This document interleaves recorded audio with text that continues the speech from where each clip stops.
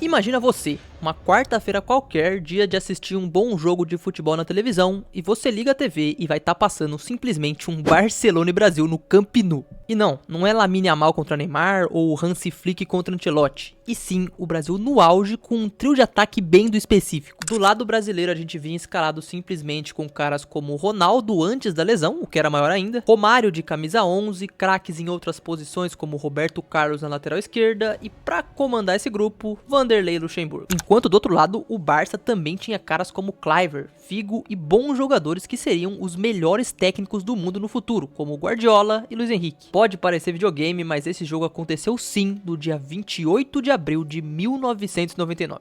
Um encontro inacreditável, clube contra a seleção, nunca é algo comum e ainda mais desse tamanho. Por isso, no vídeo de hoje, vem comigo para relembrar quando o Barcelona encontrou a camisa mais pesada da história, o amistoso espetacular de 1999. Para começar, esse tipo de jogo é praticamente extinto no futebol de hoje, até porque o calendário não permite, né? Clube contra a seleção, de cabeça eu consigo lembrar ainda de um mais bizarro e até mais recente que esse, que foi o Fluminense e Itália em 2014. Esse mais na zoeira também, Fluminense de Gum, Conca, Walter e Cristóvão Borges deu trabalho e perdeu de 5-3 para a Itália com hat-trick de Immobile. Isso tudo em Volta Redonda. Tá, não sei porque que eu tô falando desse jogo, o tema do vídeo mesmo é Barcelona contra Brasil e agora eu vou começar a contar essa história e a gente vai dividir ela em partes. Primeiro a gente passa no porquê, o porquê esse jogo aconteceu, pelos times e os personagens daquela partida, e aí depois vamos analisar o jogo em si, os lances, tudo o que aconteceu naquela noite no Camp Nou. Começando pelos motivos, vambora. Bom, o Barcelona é um clube extremamente antigo, fundado em 1899, o que torna logo com que 1999 fosse o ano de centenário do clube. Por ser um clube global, era um ano que precisaria de uma comemoração única, e eles lançam simplesmente essa linda camisa para esse ano lendário. Mas é óbvio que essa não era a única coisa, tinha que ter mais. Para isso foi marcada uma série de celebrações, iniciando em novembro de 98 até novembro de 99. E a ideia principal, o grande evento, era de em um jogo encher o Camp Nou para comemorar os 100 anos, aproveitando para homenagear mais de 250 ex-jogadores blaugranas e com transmissão de TV para mais de 50 países. O que tudo junto simbolizaria e mostraria que o Barcelona era mais que um clube. E bom, estamos falando de 99, né? Naquela época não existia e não tinha camisa mais pesada que a seleção brasileira. A gente foi convidado, só que o Barça também tinha um timaço, então mesmo que fosse um amistoso, era um jogo muito aguardado. Os blaugranas tinham conseguido a dobraldinha na Espanha na temporada 97-98 com Luis Van Gaal, marcada por craques como Luis Figo, que fez uma baita temporada e seria bola de ouro alguns anos depois, mas em outro clube, brasileiros como Giovani, que era o camisa 10 daquele elenco, e Rivaldo tendo sua primeira temporada já vitoriosa, tanto que inclusive em 99 foi vencer a bola de ouro, um cara extremamente subestimado. Fora eles, tinha jogadores como Guardiola comandando meio campo, Luis Henrique, que era um pouco mais aguerrido, e tinha até uns jovens surgindo no elenco, como um tal de Xavi. Além deles, tinha caras que iam reencontrar o Brasil, porque esse time do Barça estava cheio de holandeses e a gente pegou eles na Copa um ano antes. O time de holandês tinha o Kluivert, que foi quem fez o gol na gente, jogadores como Frank de Boer e Zenden, e até um que ficou famoso por perder pênalti no Tafarel, o Cocu. Vai partir Cocu,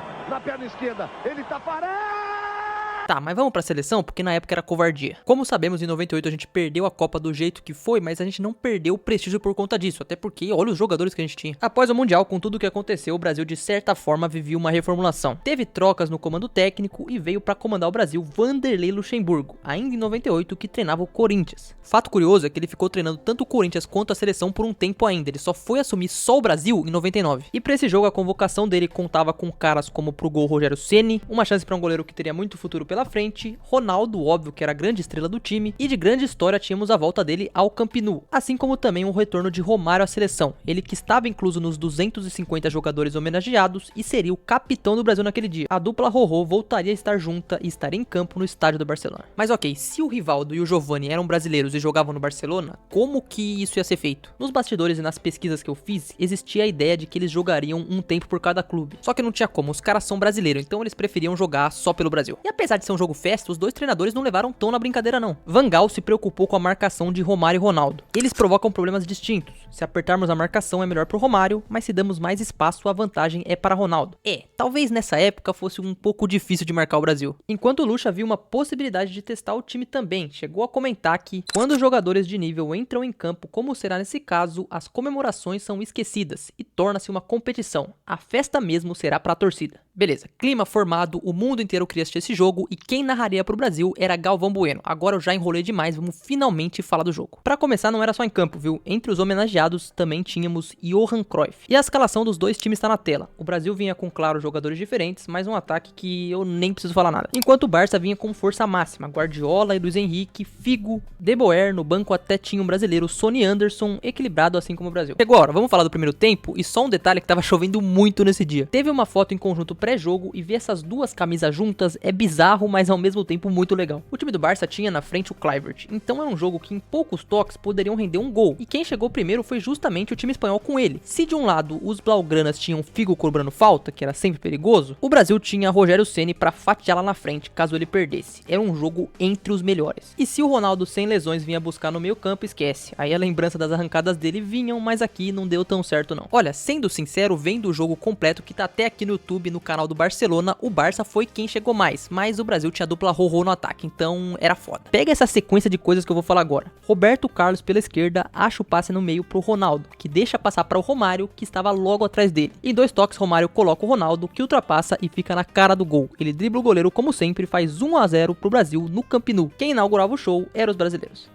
Imagina se tivesse o Romário pra dividir a responsabilidade em 98, tá louco. Poderia ter sido um jogo até bem mais tranquilo pro Brasil, o problema é que o Rogério nesse dia em específico não tava muito inspirado. Não me leve a mal, o Rogério foi um baita de um goleiro, um dos maiores da história, mas pela seleção ele poucas vezes foi titular. Por ser um jogo televisionado pro mundo inteiro, essa atuação aqui e fora pegou mal, talvez possa ter até atrapalhado a carreira dele. Bola cruzada na área, ele sai catando borboleta e solta no pé de Luiz Henrique. 1-1, empate do clube espanhol. E dá pra gente até considerar a chuva, bola molhada, mas realmente o Rogério saiu bem mal nesse lance. Só que o show não parou por aí, teve bomba do Roberto Carlos, mas sem a mesma precisão que em outros momentos, e marcar o Romário e o Ronaldo, sim, parecia difícil, mas tinha o Rivaldo, que ainda no primeiro tempo faria o gol pela sua seleção contra o seu clube. Não fez nenhuma comemoração, mas estava aí.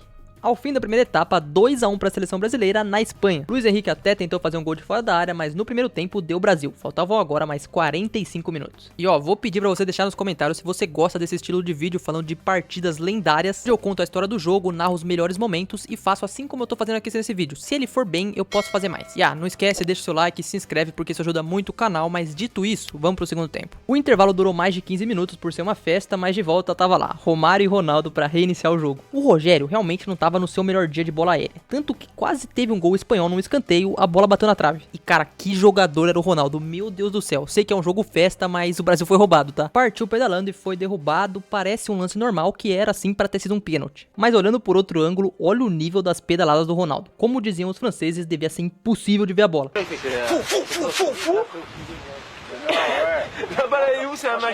Roberto Carlos, como sempre, chegando no ataque, tentou outra vez, mas sem sucesso. E como eu disse antes, o Rogério Ceni sim é um dos maiores goleiros da história, mas aqui, que partida complicada. Falta pro Figo bater, aí você pensa, pô, é o Figo, só que ele bateu muito mal. O problema é que, sei lá, passaram na frente, ele perdeu a visão, não sei. Bola molhada, provavelmente pegou velocidade e o Rogério não conseguiu segurar de novo. Bateu roupa e soprou pro Cocu. Dessa vez ele conseguiu fazer o gol no Brasil e empatou o espetáculo entre clube e seleção. Pro Ceni, realmente uma noite que não foi feliz, falhando mais uma vez. Pelo menos ele conseguiu defender essa bola do Figo com os pés, e por muito pouco que o Barça não marca o terceiro gol, tá? Até merecia, mas não aconteceu. O Brasil se segurou, o Lucha fez as alterações para fazer os testes que queria no time, entrou o Giovani, que assim como o Rivaldo estava jogando contra a sua própria equipe, mas a rede só balançou mais uma vez pro Barcelona em um gol impedido. De maneira justa, o grande jogo entre Brasil e Barcelona terminou no empate 2-2. Um jogo movimentado, marcado pela quantidade de estrelas que tinham em campo, desde mais de 3 bolas de ouro até jogadores que viriam a marcar o mundo do futebol ainda mais como técnico. Uma partida com certeza inesquecível e que dificilmente acontecerá de novo. Do lado brasileiro seguiu o trabalho do Luxemburgo depois disso, sem Romário venceria a Copa América de 99, com Ronaldo e Rivaldo artilheiros. Rivaldo que seria o melhor jogador dessa Copa América e também eleito, como eu disse antes, o melhor do mundo. Só que o trabalho do Pofechou também não durou muito mais que isso. Em 2000 a demissão de forma conturbada, também tivemos a grande lesão de Ronaldo Fenômeno e toda a sua história de superação. A ausência de Romário na Copa, só que bom.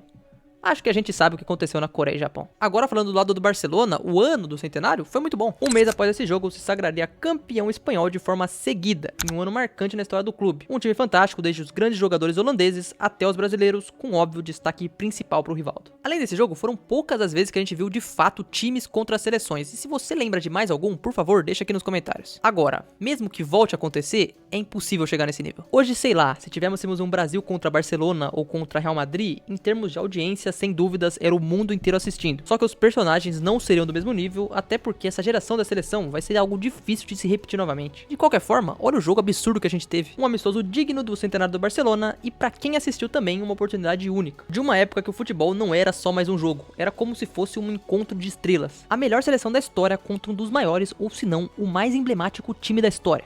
Enfim, o que nos resta é apreciar o passado, e esse foi o resumo da partida bizarra mais única entre Barcelona e Brasil em 1999.